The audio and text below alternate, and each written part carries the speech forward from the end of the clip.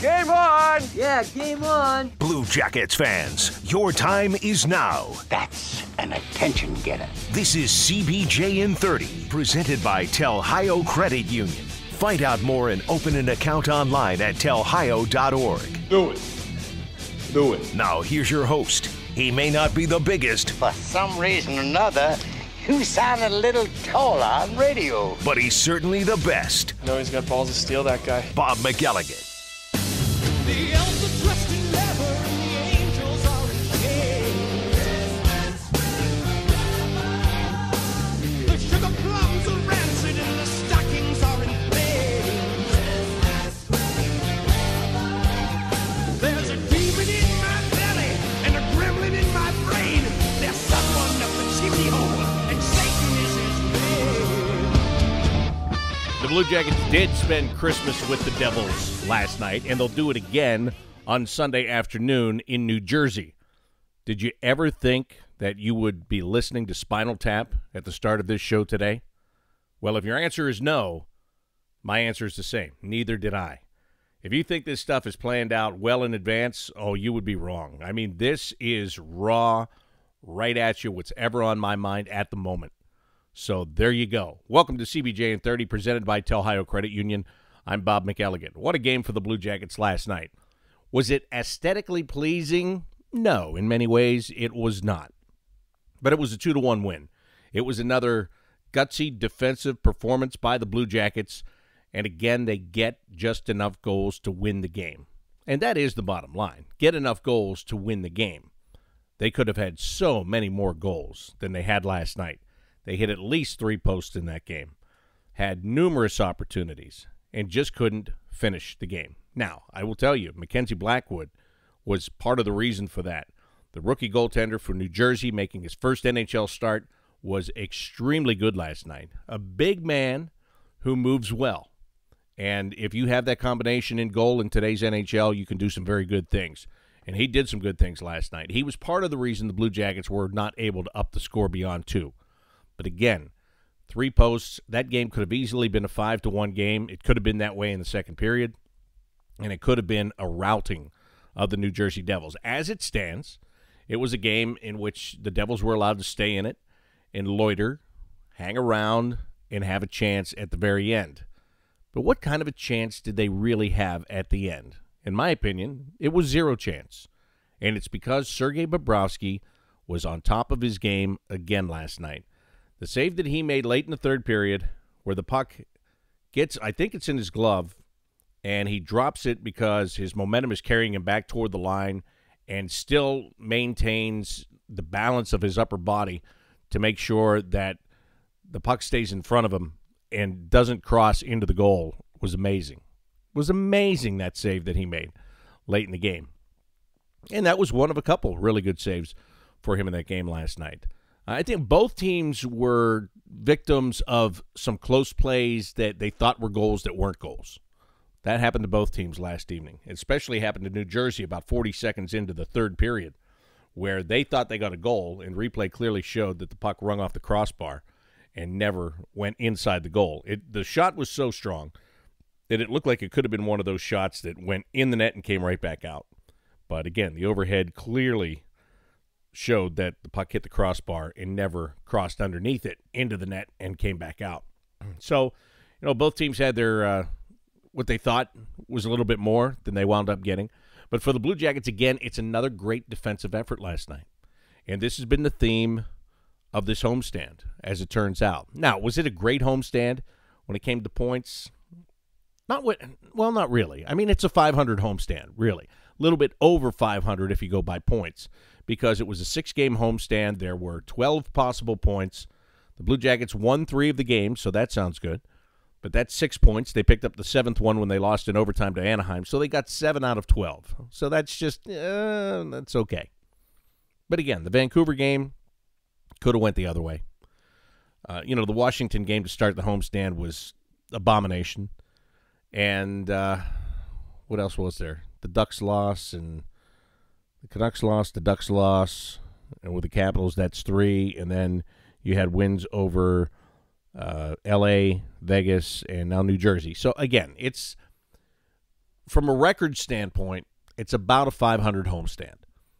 But I think it's much more than that for the identity of this team. Because after the Washington game, when they began to stress team defense, that's when it changed. And that has been a consistent. Didn't work in the Vancouver game. I get it. It does work in the Kings game. It works to an extent in the Ducks game. Really works in the Golden Knights game. And it worked again last night. And keep in mind, the style of play by the Kings and the Ducks, completely different from the likes of the Golden Knights and the Devils. I mean, the Devils were trying to open it up as much as they could at points last night. And it did work one time. There was one breakdown where Taylor Hall gets free on a breakaway, scores the 200th goal of his NHL career, makes it a 2-1 game. But the Blue Jackets' ability to score the very first goal of the game was huge because you've got New Jersey. They'd come into that one after being beaten by the score of 7-2 by the Maple Leafs in their last outing. So when you get beat, especially get beaten that badly, and then all of a sudden in the early part of the very next game, you make a mistake and you let a guy stand wide open on the doorstep for a tap-in goal, that takes its toll on you mentally. I mean, it really does. You're thinking, here we go again. Man, we just gave up 7 the other night, and then this happens right off the bat here tonight. So that does go through your mind as a team. Even though there's a lot of time left and you can still make up for the mistake and all that stuff, it's just a mental mindset. So the Blue Jackets getting that first one I thought was really, really important for them last night. And then to come back and get the penalty shot that Cam Atkinson gets awarded, and not just to get the chance, but to bury that one. And that was a great job by Cam Atkinson. Atkinson coming in, showing great patience, waiting for his opportunity, and then just using the forehand to tuck the puck around the skate of Blackwood and put it into the net. And obviously that's huge. 2-0 at that point. If you're New Jersey and you have 0 goals, and now you've got to climb out of a 2-0 hole, again, with the mindset of, oh boy, we're in trouble again. That was a really big goal for the Blue Jackets. And it was a really big goal for Cam Atkinson, too, because he had been red hot for weeks on end, and now he's gone cold. But he gets that goal. It is his 20th of the year, and that's big for the team's win, but I think it's big for Cam Atkinson, too. As a matter of fact, I think it is potentially very big for Cam Atkinson because he does tend to be a feel-good kind of a guy. Now, what do I mean by that? I mean when things are going well, they go very well. And when things are not going so well, then they tend to go the other way pretty quickly. I mean, that's just how he is. He's a hot and a cold guy. But again, he is a very important part of this team, and when he is hot, he is borderline unstoppable. So he reaches the 20-goal mark last night, and a fantastic job by him to do that. And I can't remember what year it was. This was a year or two ago. He was stuck on, it was either 19 or 29. I forget what it was. He needed to get that next goal to get over the hump. And it went forever before he got the goal. And when he did get it, it was an empty net goal. I think and I really do think it was his 20th goal of the year. But it took him forever, and he gets an empty netter, and then he finally breathed a sigh of relief. So I thought it was funny last night. Here he goes again, chance to get to the 20 mark, and he's got a breakaway chance. It goes one-on-one with the goalie. No cheapie there. I mean, that's a fantastic move by him and a great goal by him. And with that goal, Atkinson has 20 goals in 6 straight seasons. He is the second Blue Jackets player to get to that level. Rick Nash had 8 straight from 2003 to 2012. So he is trailing only Rick Nash and could tie that. Look, if Cam Atkinson doesn't tie and or break that record, I will be shocked. I would be disappointed, actually, because he is that damn good. He just is. He's consistent with that, and like I said, when he's hot, he's hot. And he's a hard man to stop. With some other tidbits on that 20 goals for Atkinson. 20 goals in 33 games played. It's the second fastest to 20 goals in a season in the history of the franchise. Rick Nash had 20 goals in 31 games back in the 2003-2004 season. Now, let's just think about this for a minute, just for argument's sake, all right? You look at Rick Nash when he was taken first overall, and a big guy, right? 6 foot something. And big, strong, powerful. And then you look at Cam Atkinson, all of 5'10", maybe, on paper. 5'8", 5'10", small guy, very quick. Not big, not powerful.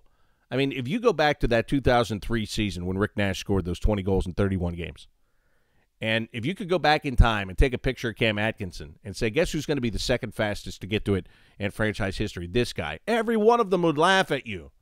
That guy's too small to play in the NHL. There's no way that guy's ever going to play. Oh, yes. Not only does he play, but he is a force, he is a factor for the Blue Jackets. So how the game has changed, going to speed and skill. And congratulations to Cam Atkinson for getting that 20th goal. And now he can set the next sight. The next stop is 30, right? You got to get 10 more. And you've got a whole bunch of games to do it. Got 49 games to do it. And that's extremely doable for him. But his goal was just really important. It was not only a big goal for him, but, again, it's a big goal for the team. It's a goal that gives them a 2-0 lead, which turned out to be an insurmountable lead for the New Jersey Devils. I thought the Devils were rather pedestrian through the first 2 periods of that game. They didn't really do that much. They look like a team that belongs at the bottom of the Eastern Conference, which is exactly where they reside. As I'm saying that, I'm kind of thinking, I guess is it ironic or is it symbolic that a team named the Devils are as far down as you can possibly go, right? They're not quite all the way down in the league. The LA Kings have them by 2 points, I think, there in the overall standings. But they are at the bottom of the Eastern Conference, and it's not a surprise the way they played in the first 2 periods of that game. And they've got talent, but I didn't think their talent, they just didn't seem like a threat. They just really didn't seem like a threat. Even at the end when they pulled the goaltender, and the Blue Jackets played defensively so well, they didn't give Taylor Hall really an opportunity to make a play, or more importantly, shoot a puck.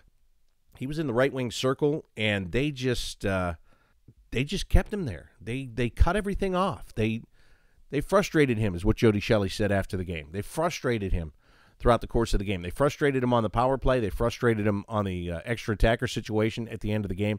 They did a really good job with him, and he is their number 1 threat. The goal he scored last night was only his 9th of the year, but he leads that team in points. He was the MVP, won the Hart Trophy last year for being the most valuable to his team in the NHL. He is a bona fide threat, and they took care of that threat last night. The other guys that should be threats, Cal Palmieri, he did some things that were nice, but didn't seem to be much of a threat in that game. Travis Zajac, Pavel Zacha, Miles Wood. Miles Wood did have the breakaway that Sergei Bobrovsky took care of in that game.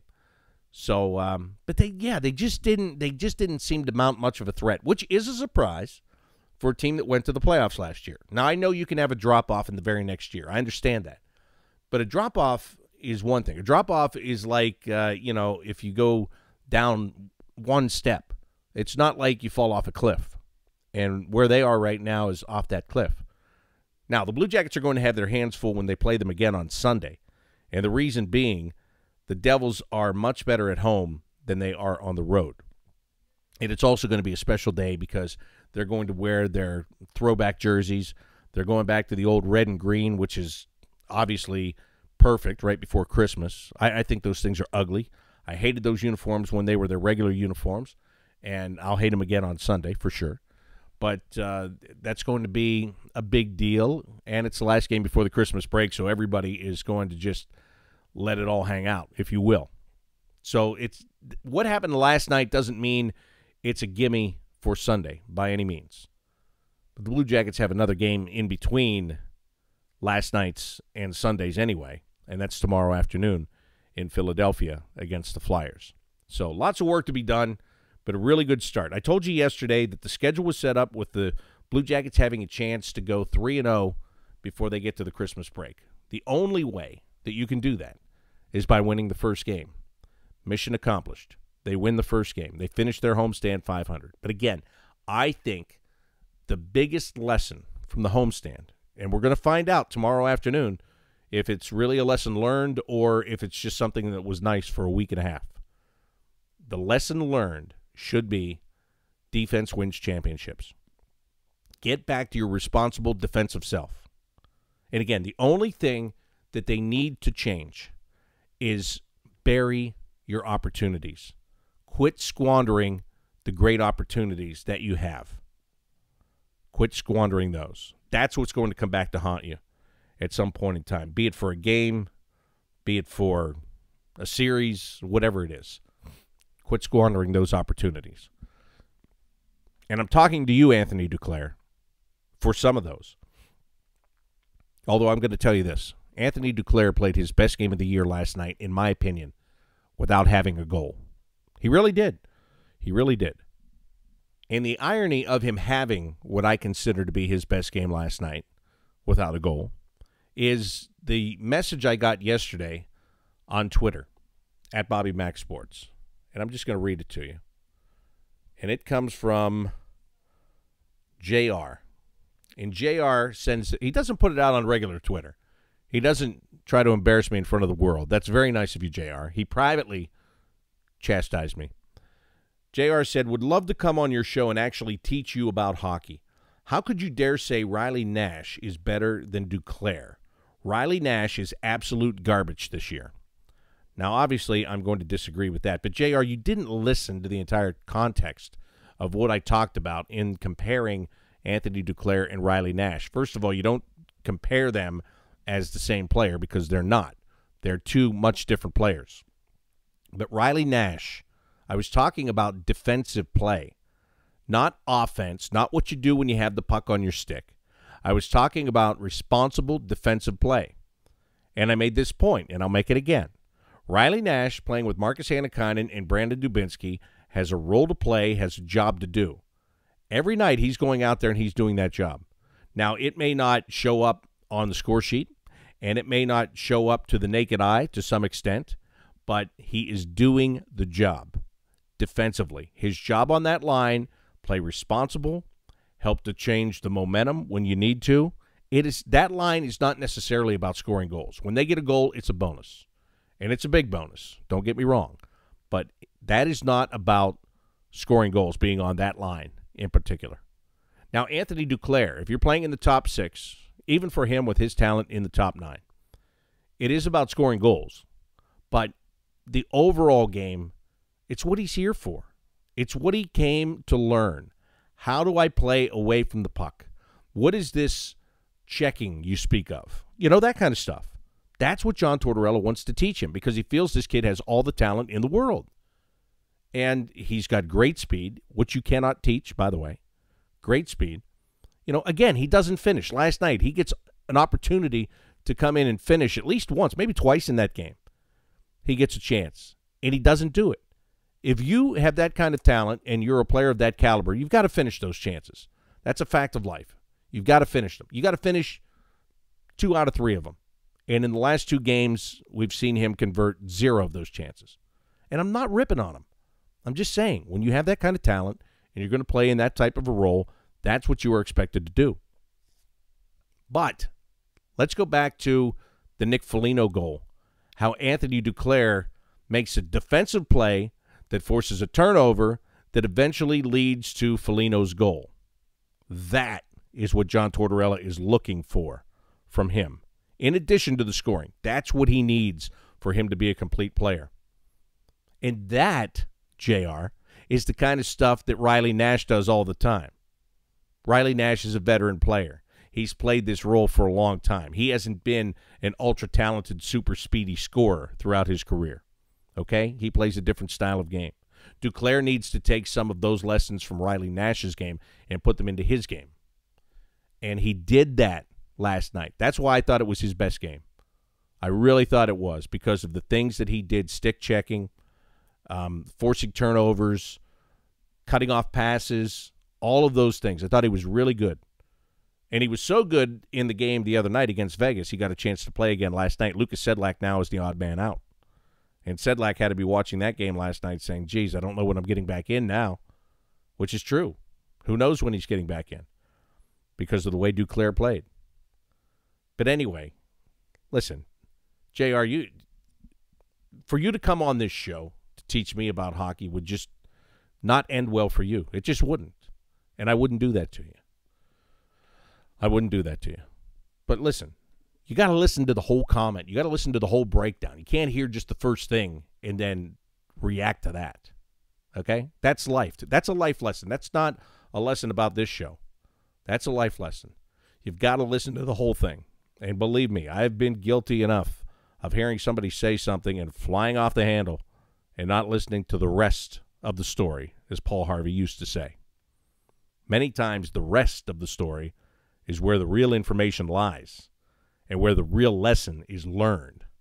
So thank you for your comment. I do appreciate it. And I just wanted to spell out to you what was actually said and where Anthony Duclair needs to improve and where he has made some improvements. And now if he can do that and finish on his chances, wow, what a player he will be. Think about that. Seriously, honestly think about that. If he can get that defensive thing down and then start converting on his chances, the majority of his chances, and you're paying that guy minimum wage, wow, what a valuable player that could be. Speaking of valuable players, Artemi Panarin last night, you know, I've said before, even when he has a bad game, he kind of finds a way to get a point here or there. But last night was certainly not the case in that.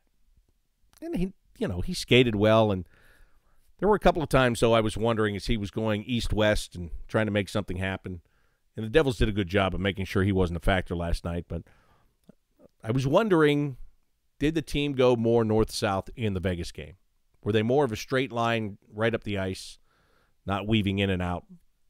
And I don't know. I'd have to go back and watch the video from both games. But I'm not ripping on Artemi Panarin by any means. But, you know, there are, again, he's kind of in that, I don't know if he's kind of in a stealth mode, I guess. And what I mean by that is at any point, he could just explode for goals or points. But last night, I talked about Taylor Hall being frustrated. I would imagine that Panarin was a bit frustrated, too, for the Blue Jackets, not getting done what he wanted to get done in that game last night. But again, the team gets done what it wants to get done. Feels good about itself. Sergei Bobrovsky, another stellar performance. That's back-to-back great performances for him. I would imagine he'll play in Philly on Saturday afternoon. I'm guessing Korpisalo will play in Jersey on Sunday afternoon. I don't know, but it could happen. Again, Manny Legacy's rule was at the beginning of the year, nobody plays back-to-back before Christmas. Now, you could lift that rule one game before Christmas, not that big a deal. And maybe it depends upon the importance of the points that are available. I don't know. I mean, it's only Christmas, but as Jody Shelley says, there are mile markers. Christmas break is a mile marker. All-Star break is a mile marker. Trade deadline is a mile marker. Those are segments that teams tend to focus on. Where are you at the Christmas break? Where are you at the All-Star break? Where are you by the trade deadline? And, of course, that last one, where you are by the trade deadline, usually decides what kind of a team you're going to have once it passes. You're either going to have a much better bolstered team or you're going to have a much less talented team because there was a sell-off and it's time to start anew.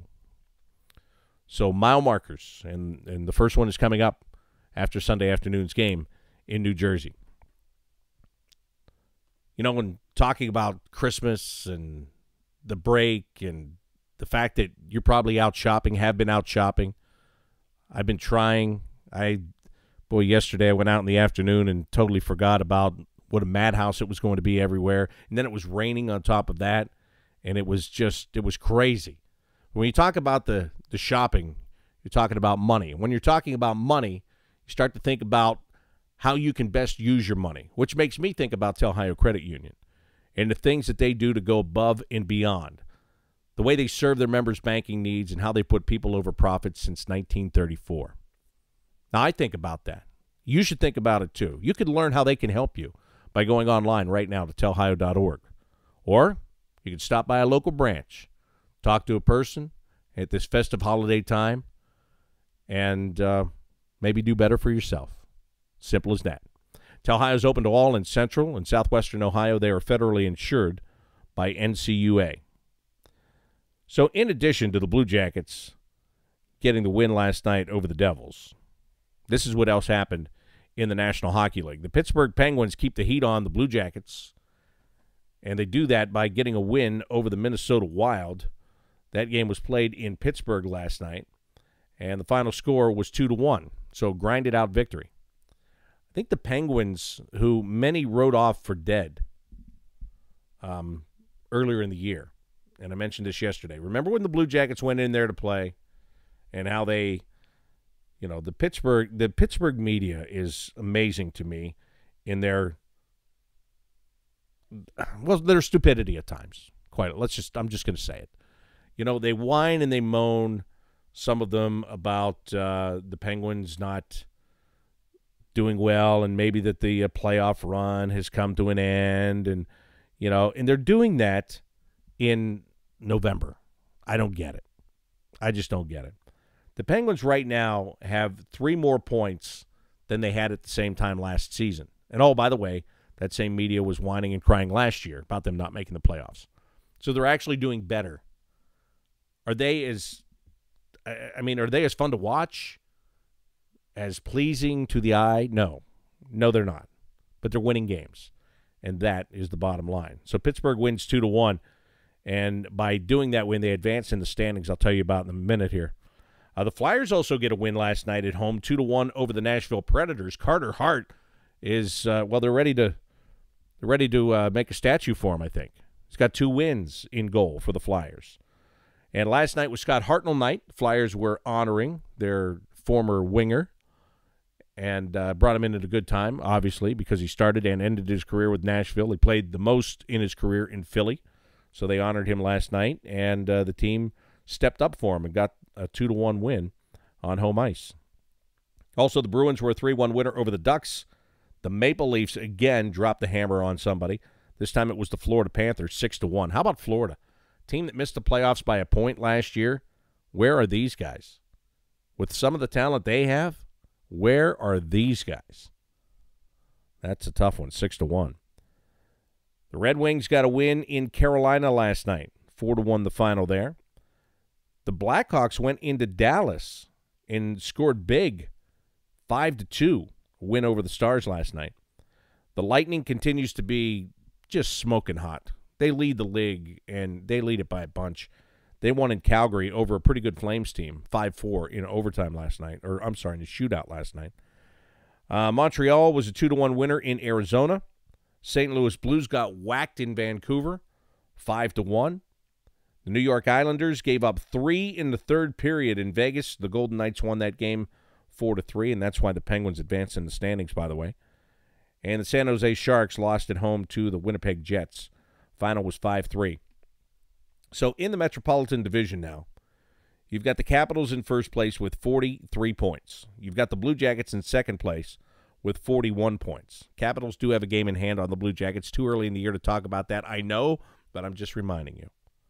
Blue Jackets also have a game in hand on the Penguins, who have moved into third place. They're 1 point behind the Blue Jackets. They've got 40. The Islanders stay put with 38. They drop out of the playoff picture for the moment. Then you've got the Rangers with 35. You have to go down the list to find Carolina now with 33. The Flyers have 32. And the Devils have 29. And I mentioned the Florida Panthers a few minutes ago. Where are they? They are next to last with 32 points. So there are some surprises this year, no doubt. There are some surprises both ways. Buffalo has been a surprise going one way. Florida's been a surprise going the other way. And I was going to say something else a moment ago, and I can't remember. Oh, I know what it is. Jody Shelley predicted on the Inside Edge the other night that Philadelphia is going to make the playoffs. There will be 4 teams from the Metro Division. It'll be the Capitals, the Blue Jackets, the Penguins, and the Flyers. And I don't see it. I don't see it. If you were to ask me today if the Metropolitan Division has 4 teams that make it, actually today I would probably argue they won't have 4 teams. They'll have 3. And it'll be Washington, Columbus, Pittsburgh in some order. And I've told you that before, and I'll stick to that because I believe it. But if you were to say, okay, they're going to have a 4th one, who's it going to be? Today I would have to pick the Islanders because Barry Trotz, the Trotz factor, he just has a way of getting people to play the way he wants them to play.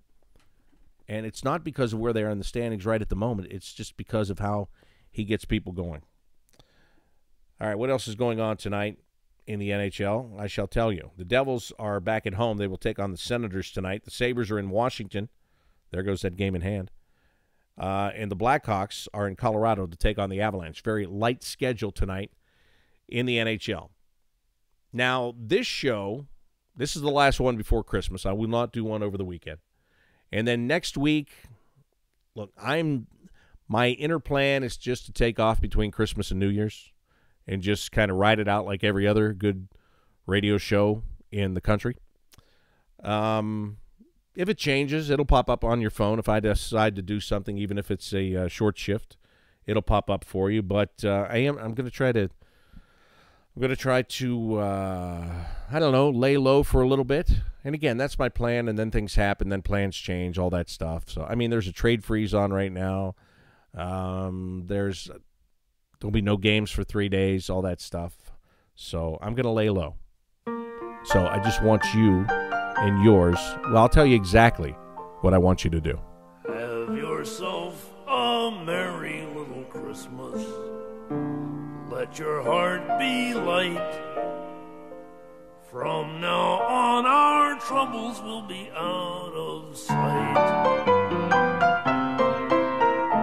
So that is exactly what you need to do. Take this time and really just enjoy this time. Be it with family, be it with friends. If you're traveling, please travel safe. I know a lot of you will be on the roads. I'll be on the roads coming up sometime on Monday, hopefully early on Monday, but who knows. My grandmother told me years ago, when you make plans, they just get ruined. So I try to fly by the seat of my pants as much as I can, but there are times that it doesn't work that way. So again, if you're traveling, please be safe. Enjoy your friends. Enjoy your family. Enjoy this time of the year. Have a very Merry Christmas. Through the years we all will be together, if the fates allow. Hang a shining star